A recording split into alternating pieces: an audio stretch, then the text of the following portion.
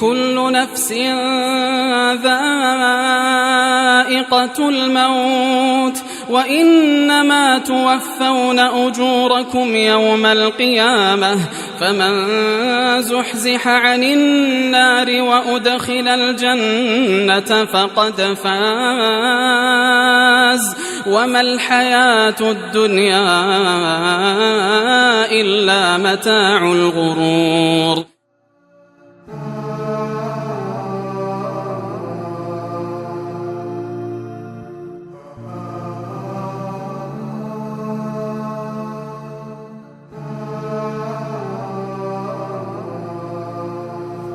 بسم الله الرحمن الرحیم. با عرض سلام و ادب و احترام خدمت همه شما بینندگان عزیز و ارجمند، همچنان با شما هستیم با بررسی مسیر سفر آخرت، سفری که بدون شک روزی فرا خواهد رسید و همه ما و شما چه به اون اعتقاد داشته باشیم و آمادگی گرفته باشیم و چه اون رو یک افسانه‌ای بدونیم و یک دروغ خواهی نخواهی یک روزی به این حقیقت خواهیم رسید که سفر آخرت ما شروع شده. ما انسان ها دو گروه خواهیم شد، گروهی که در روز حساب و کتاب، در روز قیامت حکم میشه که به سمت جهنم برند، کسانی که الله تعالی میفرماید بسیاری از انسانها رو ما و از جنیات رو برای جهنم خلق کردیم ولقد ذرأنا لجهنم كثيرا من الجن والانس. اینها کسانی هستند که قلب دارند اما درک ندارند، لهم قلوب لا یعقلون بها، چشم دارند اما بصیرت دیدن رو ندارند، و لهم اعین لا یبصرون بها، و همچنین اینها کسانی که هستند که گوش دارند اما شنوایی ندارند، در ظاهر میشنوند اما از شنیده ها از آیات و روایات پند نمیگیرند، و لهم آذان لا یسمعون بها، اینها به مانند چار پایانند و بلکه پست تر از اونها. اولئک کالانعام بل هم اضل اولئک هم الغافلون، اینها کسانی هستند که غافلند، اینها کسانی هستند که بیخبرند، اینها کسانی هستند که از سفر آخرت خودشون بی اطلاعند و چه بسا که خبر دارند هیچ آمادگی نمیگیرند و خودشون رو به بیخبری زدن و یا زر و زیور دنیا و فریبندگی دنیا اونها رو به خودش مشغول کرده و به فکر اون نیستند. در کنار این عده دیگری هستند که به بهشت برین سوق داده میشن و انسانهای خوش نصیبی هستند و امیدواریم که الله تعالی ما رو از این گروه دوم بگرداند. و همراه کارشناس محترم برنامه در این برنامه هم در ادامه برنامه‌های گذشته در بررسی جهنم، در بررسی حال و وضعیت کسانی که مورد خشم و غضب الله متعال قرار می‌گیرند بررسی خواهیم کرد بخش‌های دیگری از جهنم. جناب مولانا سلام عرض می‌کنم خدمتش. تشکر خدمت شما و همه بینندگان عزیز و گرامی، عرض و سلام و ادب و احترام دارم در خدمت شما. علیکم السلام و رحمت الله و برکاته. جناب استاد در برنامه‌های گذشته درباره جهنم و عذابش و شکنجه هایی که اونجا هست و اینکه انسان نمیتونه واقعا تحمل بکنه و اینکه برای کفار و مشرکین و منافقین جاودانه هست و برای مسلمین گناهکار به اندازه گناهانشون صحبت کردید. درباره این گفتید که مرگی اونجا نیست، انسان هر چقدر هم که عذاب ببینه پوستش دوباره تبدیل میشه و تا بیشتر عذاب ببینه و این عذاب مستمر هست. درباره حرارتش گفتید که بیش از 70 برابر دنیا آتش خواهد داشت. در جهنم طبیعت فطرت انسان این گونه است که نیاز پیدا میکنه به غذا. انسان نیازمند به آب هست، نیازمند به طعام هست، نیازمند حداقل در دنیایی که ما زندگی میکنیم به پوشاک هست. کسانی که در جهنم زندگی میکنند، در اون حرارت، در اون سختی ها، در اون شکنجه ها، اگر نیاز به خوردن و نوشیدن پیدا بکنند یا حتی اگر دوست داشته باشن خودشون رو بپوشونن که شاید این پوشیدن کمکی به اونها بکنه در برابر عذاب، چه معامله‌ای با اونها میشه؟ در برابر درخواست های اونها چه چیزهایی به اونها داده خواهد شد؟ الحمد لله رب العالمين والصلاة والسلام على رسوله محمد وعلى آله وأصحابه أجمعين. قال الله تبارك وتعالى في القرآن العظيم: فأعوذ بالله من الشيطان الرجيم. ليس لهم طعام إلا من ضريع لا يسمن ولا يغني من جوع. صدق الله العظيم. در حقیقت جهنم طوری که در جلسات گذشته گفتیم، جهنم دیدنش عذابه، که انسان ببینه صحنه های جهنم رو عذاب میکشه، چی برسه به این که به جهنم تجربه کنه و وارد بشه. کفار، مشرکین و منافقین، مستکبرین، متکبرین که هستن در جهنم، الله سبحانه و تعالی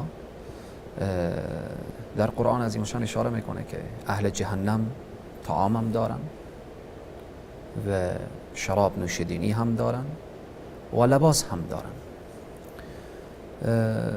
به طور خلاصه و فشرده طعام اهل جهنم چند چیز بیان شده.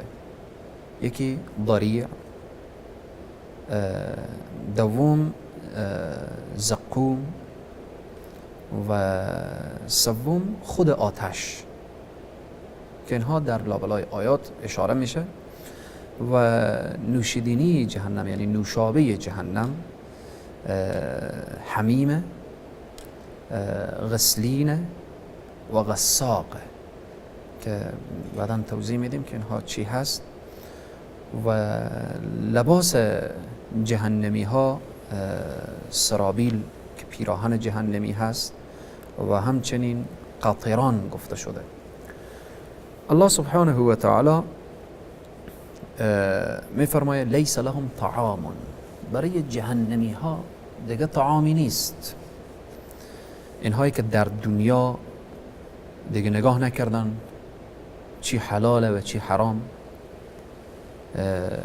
دست به هر ناپاکی زدن و هر جرم و جنایتی و هر هوا و هوسی و هر طغیان و سرکشی که داشتن، خلاصه متوجه نشدن که الله سبحانه و تعالی بر اینا موضوعات حلال کرده، موضوعات حرام کرده. به حلال و حرام پروردگار متوجه نشدن و شروع کردن به شرک و کفر در اینها، شروع کردن به رقص و پای کوبی و شروع کردن به خوردن خلاصه هر چی که خواستن، نوشیدنی هر چی که خواستن.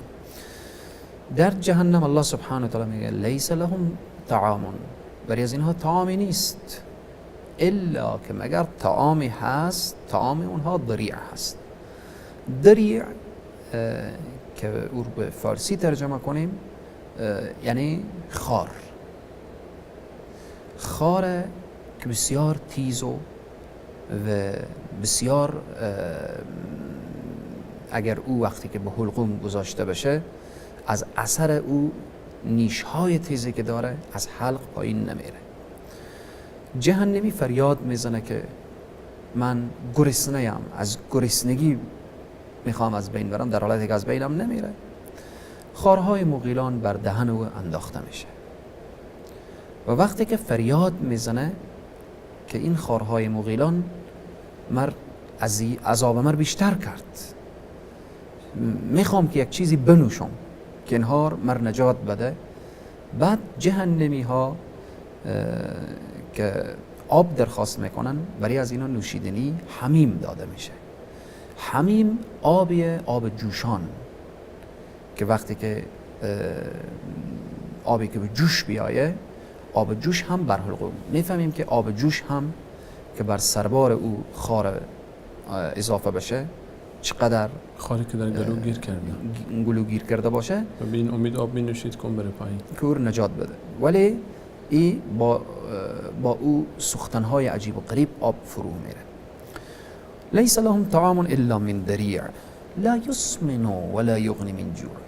این ضریع طعامی نیه که او چاق بکنه. در دنیا خوب چاق شده بوده، فربه شده بوده، بس دیگه. او دوران فربه شدنه که از حرام خور فربه میکرده و چاق میکرده. نه، این ضریع طعامیه که لا یسمن ولا یغنی من جوع. نه چاق میکنه و نه او سیر میکنه، بی نیاز نمیکنه او از گرسنگی. او در عذاب خود گرفتاره. و زقوم طعامیه که الله سبحانه و تعالی در آیه میفرمایه که طعام اهل جهنم زقومه. زقوم طعامیه که از تلخی خورده نمیشه. اینقدر تلخه که تلخی از او خداوند تلخ کرده دیگه. تلخی که خداوند کرده باشه او فقط مخصوص برای عذاب ساخته شده که مجرد جهنمی بگه من طعام میخوام بفرمایم طعامتون. نوشیدنی یا در آیه دیگری که الله سبحانه و تعالی میفرماید او بحث زقوم که آمده ان شجرة الزقوم طعام الاثیم، درختی که زقوم هست و او طعامی اثیم از برای گناهکارانه، برای اونهایی که گناه کردن، معصیت کردن و بالاخره و کفر و به شرک و به اینها قدم گذاشتن. کالمهل یغلی فی البطون. این زقوم کالمهل مثل گداخته شده یعنی مثل که در یک جای آهن باز بکنیم و ذوب بشه. و یا یغلی فی البطون که وقتی که این زقوم استفاده میکنه او می جوشانه بطنها، یعنی وجود انسان رو جوش میاره، ذوب میکنه دیگه. بناهن کالمهل یغلی فی البطون که غلی الحمیم، مثل او جوشاندنی که حمیم داشت که بدن انسان آب جوش داره. الله سبحانه و تعالی در آیه دیگه میفرماید فلیس له اليوم هاهنا حمیم ولا طعام الا من غسلین. طعامی نیه امروز مگر غسلین.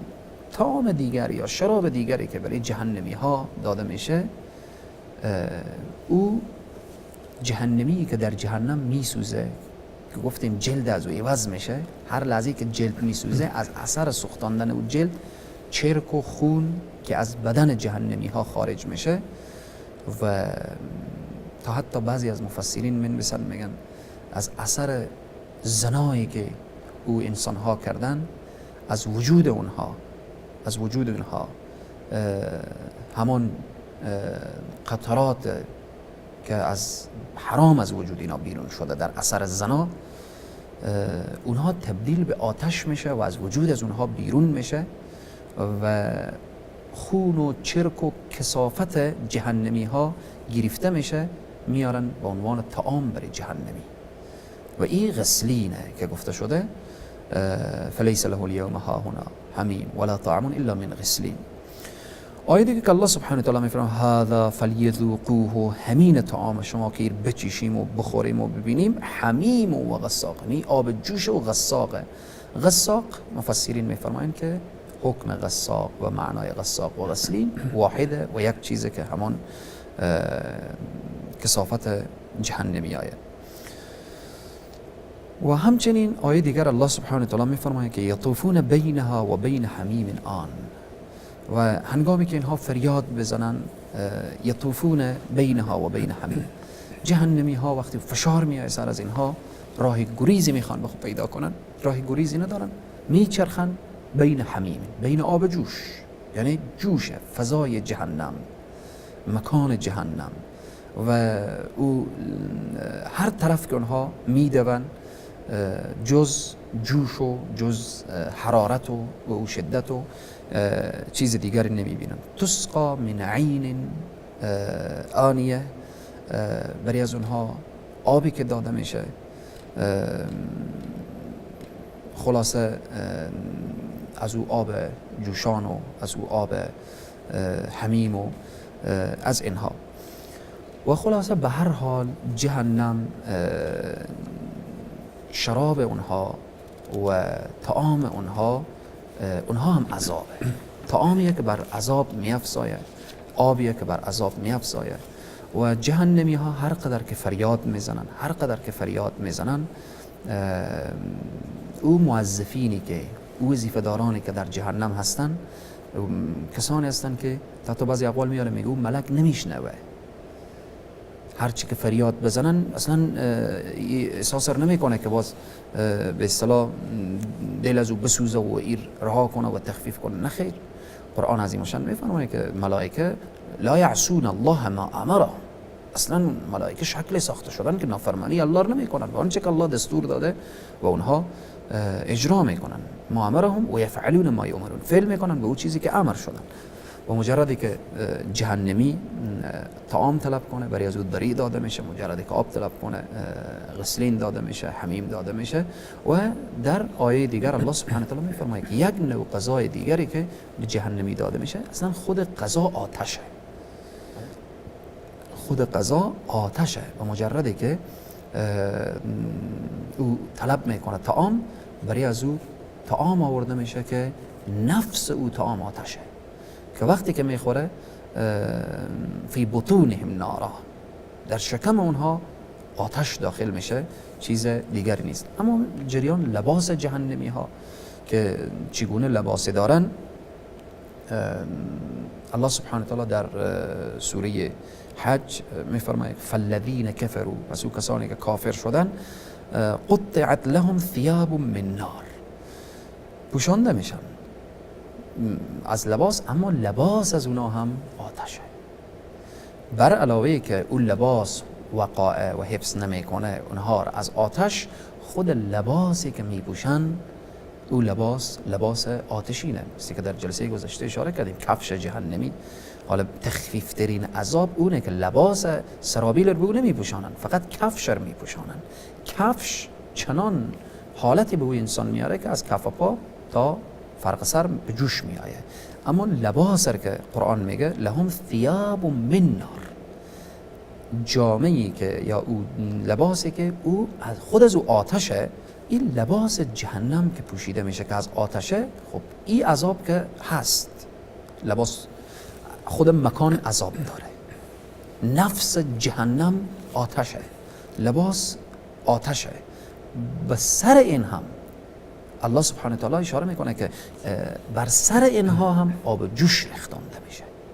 جهنم آتش، لباس آتش، بر سر این همه آب جوش هم انداخته میشه.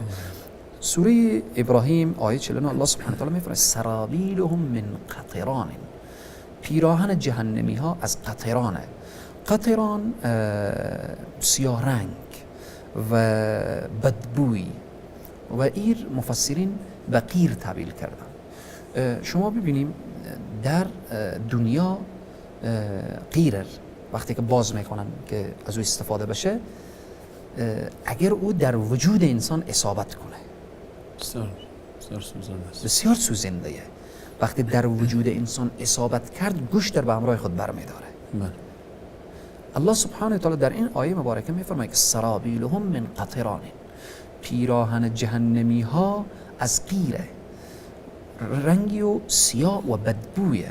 در روایت پیامبر اکرم صلی الله علیه وسلم میفرمایند که اگر پیراهن جهنمی بیایه در آسمان دنیا آویزان بشه، در آسمان دنیا آویزان بشه، از بوی و تعفن، یعنی از بدبوی او در این کره زمین زندگی نمیشه. او به تن این انسان میشه، این انسانی که پشت به طرف الله سبحانه و تعالی بکنه، بیایه بر الله سبحانه و تعالی شریک قائل بشه، بیایه همپایی الله سبحانه و تعالی کسر قرار بده. پس اگر سخن جمع بکنیم، طعام جهنمی ها دری هست و خار هست و شراب غسلین و چتلی های جهنمی ها هست و لباس اونها لباسیه که از آتشه و یا اینکه در آیه آمده سرابیل من قطران و تخشا وجوههم النار، که میپوشانه اونا آتش. از غیر و سوزنده ترین چیز هم غیره که انسان سخت اذیت میکنه و از همه سخت‌تر اینه که غضب پروردگار سهر علی جهنمه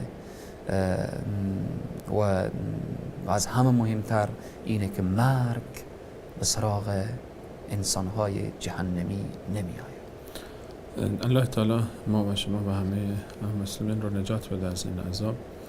و این تازه سوی اون عذاب‌هایی هست که هر شخصی با توجه به اعمال خودش باز عذاب‌های خاصی هم داره که بعضی‌ها با گرزها زده میشن، بعضی‌ها باز به خاطر کوتاهی‌هایی که در عبادت‌های دیگه داشتن به اونها میرسه و به شکل‌های گوناگون که باز یک بحث مفصلی که خودش نیاز به یک موضوع جداگانه داره. حالا جناب مولانا چه راههایی و چه وسایلی ما رو نجات میده از عذاب جهنم؟ اگر بخوایم بیشتر بدونیم راجع به راههایی که کمک میکنه تا ما حداقل تا حدودی یک خوشبین باشیم به اینکه ان شاء الله از جمله این افراد نخواهیم بود که مبتلا شدن به این عذاب و این مصیبت. نجات یافتن از جهنم، یقینا کسی که از جهنم نجات پیدا کنه وارد بهشت میشه و بهشت هم فضل الله سبحانه و تعالی. اولین چیزی که هر انسان باید به او دقت کاملی داشته باشه که یعنی وسیله نجات هست، ایمانه. ایمان خیلی مسئله مهمیه. ایمان و باور و اعتقاد انسانه که انسان را از آتش جهنم نجات میده، که ما باید لحظات بنشینیم فکر بکنیم که ایمان ما چی اندازه یه، ایمان ما تا چی سرحده و ایمان داشتن به چی چیز باید باشه. مؤمن بهی، شما ببینیم آیا ایمان یکی به خداوند کفایت میکنه؟ ایمان به انبیا کفایت میکنه؟ ایمان به رسول؟ خب هر کس ایمان میبینیم در روی زمین امروز بی ایمان خیلی کمه. ایمان همه دارن ولی ایمان کامل و مؤمن بهی که تکمیل بشه چی هست؟ ایمان مثلا آمنت بالله، ایمان به خدا، ایمان به ملائکه، ایمان به کتب، ایمان به رسول، ایمان به روز آخرت. اما کسی ایمان به تقدیر نداشته باشه چه کار میشه؟ چی وضعیتی داره؟ خب پس جهنم جای شد. ایمان به همه داره، ایمان به کتب نداره، باز جهنم جای شد. ایمان به همه داره، ایمان به رسول نداره. در این قسمت بناهن خصوصا در شرایط امروزی که انسان خیلی دقت کنه، ایمان به تقدیر الله سبحانه و تعالی که خیلی از انسان‌های بیخی فراموش کردن ایمان به تقدیره. بناهن راه نجات که موضوع اولی که ما امیدوار میکنه که ما خلاص، چون در قرآن عظیم الشان وعده بهشت هر جا که داده شده برای مؤمنین داده شده. اولین موضوع مسئله ایمانه که این لازم و ضروریه. دوم آمنو و عمل الصالحات آمده. عمل صالح ایمان به تنها هم بده، ایمان به تنها نمیشه. عمل صالح دامنی وسیعه. الله سبحانه و تعالی وقتی که برای بندگان خود فرض کرده مسائل، ما میگیم فرضه، واجبه، لازمه، ضروره. انسان به او فرائض و واجبات باید پابندی داشته باشه، متوجه باشه، چون به ترک فرائض و واجبات عقوباته. عقوبات هم اگر اونا توبه نشه و بالاخره آخر میکشونه به جهنم. عمل صالح اینه که نماز درست و صحیح خوانده بشه، روزه درست و صحیح گرفته بشه، حج درست و صحیح اجرا بشه و او فرمان الهی، خلاص گوش به فرمان الهی باشه. این نگاه نکنه که اینجی به نفع منه یا به ضرر منه. در این قسمت مکس نکنه. مجردی که الله سبحانه و تعالی چیزی گفت سمعنا و اطعنا. هرچی که میبینیم یهود و نصارا و اهل کتاب اونها چرا جهنمی شدن؟ اونها سمعنا گفتن ولی به ادامه سمعنا عصینا گفتن، نافرمانی کردن. شنیدن ولی نافرمانی کردن. انسان که میشنوه باید اطاعت بکنه. پس مهمترین چیزی که انسان نجات میده ایمان، عمل صالح و اخلاص در برنامه های انسان. اینها سبب و وسیله. اینا هم که انجام داد مغرور نشه، چون گفتیم که اگر مغرور شد باز میره جز متکبرین، متکبر میشه، متکبر اهل ناره. متکبر نشه به طاعت و عبادات خود، فقط توکل کنه، امیدوار باشه به الله سبحانه و تعالی. من یادم از قول حضرت عمر رضی الله تعالی عنه که حضرت عمر در حالتی که از جمله عشره مبشره، از جمله صحابه رسول الله صلی الله علیه و سلم، از جمله اشخاصی که یعنی بعد از انبیا علیهم السلام به نزد الله سبحانه و تعالی دوم نمره دوم گرفتن که اول سیدنا ابوبکر صدیق، دوم حضرت عمر. حضرت عمر چنان که انسان میگن بین خوف و رجا باشه، به این واسطه میگن اگر در صحرای محشر اعلان بشه تمام انسان ها برن به طرف بهشت، یک نفر باید بره به جهنم، میگن عمر میلرزه که مبادا او من باشم.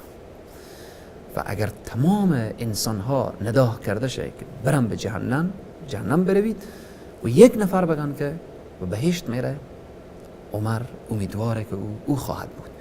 بنابراین این درس برای ما اینه که انسان باید بین خوف و رجا باشه، به طاعات و عبادات خود مغرور نشه، فقط امیدوار به رحمت پروردگار عالم باشه و همچنین از ترس الله سبحانه و تعالی باید به خود بیایه، جهنم رو مطالعه کنه، از دیدگاه قرآن احادیث بخونه، ببینه. این کتابی که لا ریب فی، شک در از این نیه. الله سبحانه و تعالی میگه سوء الدار، الله سبحانه و تعالی میگه بئس المصیر، الله سبحانه و تعالی میگه فبئس المهاد. الله سبحانه و تعالی اینا جریانایی که با ما بیان کرده اینا وحیه، اینا موضوعاتیه که اینا مزاح و شوخی نیه. و هنگامی که جهنمی ها و نادوا یا مالک لیقضی علینا ربک، جهنمی فریاد میزنه، زاری میکنه که ای کسی که تو وظیفه داری، تو عرض حال ما رو به خدا بکن که ما را از این حالت نجات داده باشیم. ولی به اون چی؟ ولی از او گفته میشه که دیگه امروز کار تو تمامه و ختم شده. و او هنگامی که جهنمی فریاد میزنه که و معذرت خواهی پیش میکنه، معذرت نمیپذیره، تو در دنیا معذرت میخواستی. به اینه که انسان این قضایا رو مطالعه کنه، ببینه، و چون اول ایمان آورده شک نداره در اینها، وقتی شک نداره یقین داره که اینها از جانب الله سبحانه و تعالی. الله سبحانه و تعالی برای ما دوار داده، برای ما راه نشان داده، برای ما موضوعات رو گفته و بالاخره عذابها را عیناً انسان مؤمن متقی پرهیزگار. جالب جناب استاد سلیمانی صاحب، بعضی انسان ها یک فیلم رو میبینن متاثر میشن، یک سریال رو میبینن ولی از اون تاثیر میگذاره، وحشت فیلم رو میبینن به خود میآین، میترسن. اما صحنه های قرآن وقتی در نظر میآیه و خوانده میشه، موها چرا با بدن تیخ نشه؟ مگر او فیلمی که به یک خیالی ساخته شده، واقعیت هم نداره، واقعیت هم نیه، صحنه از او واقعیت نیه، اما صحنه های قرآن همه واقعیته، همه واقعیته. او هنگامی که جلدها عوض میشه، کل ما نضجت جلودهم، انسان باید به خود بلرزه که مبادا همین مباشم و جلدمه عوض بشه. اگر با خدا ارتباط نداشته باشم که این روز به سراغمه میآیه. او هنگامی که به جهنمی گفته میشه، برای کفار گفته میشه اخسئوا ولا تکلمونی، ساکت شو. خب اگر انسان به خود بیایه، اگر من از دنیا بی ایمان برم که این صحنه به سر من تکرار میشه. و او هنگامی که خلاصه غسلین و حمیم و دری و اینها ما میگیم، اینجا انسان به خود بلرزه که ای انسان اگر ایمان نداشته باشی به خداوند، اگر زمینه اسلام و قرآن و توحید رو به خود فراهم نکنی، خب این جایگاهتونه، این جایگاهتونه. باید که انسان بنشینه فکران. پس به طور خلاصه و فشرده، راه نجات ایمان، عمل صالح، اخلاص و تفکر و تدبر نسبت به آیات وعیدی که در قرآن عظیم الشان اشاره شده. جزاکم الله خیرا. امیدواریم که الله متعال به برکت اسماء و صفات خودش و فضل و رحمت و رؤوفت خودش ما رو از جمله کسانی بدونه که از جمله کسانی بگردانه که ما از این عذاب نجات پیدا میکنیم و چند ثانیه فقط برای صحبت پایانی شما با بینندگان عزیز فرصت است. سخن اخیر برای همه عزیزان اینه که این را ورد زبان خود بسازید. اللهم اللهم اللهم اینی اعوذ بک من عذاب جهنم. ای الله به تو پناه می جویم از عذاب جهنم. ای الله هیچ پناهی ندارم جز پناه تو که فقط به تو پناه می جوییم. این که از جهنم زیاد گفتیم، امیدواریم که الله سبحانه و تعالی ما را متوجه بسازه به این قضایا. انشاءالله در برنامه‌های آینده اگر عمر باقی بود، اگر خداوند توفیق داد، وصف بهشت در میکنیم. جزاکم الله خیرم. تشکر میکنم از همه شما عزیزان بیننده که تا این لحظه برنامه خودتون را یاری کردید. محتاج دعای خیرتان هستیم و تا برنامه بعد همه شما عزیزان رو به الله متعال میسپارم. الله یار و نگهدارش.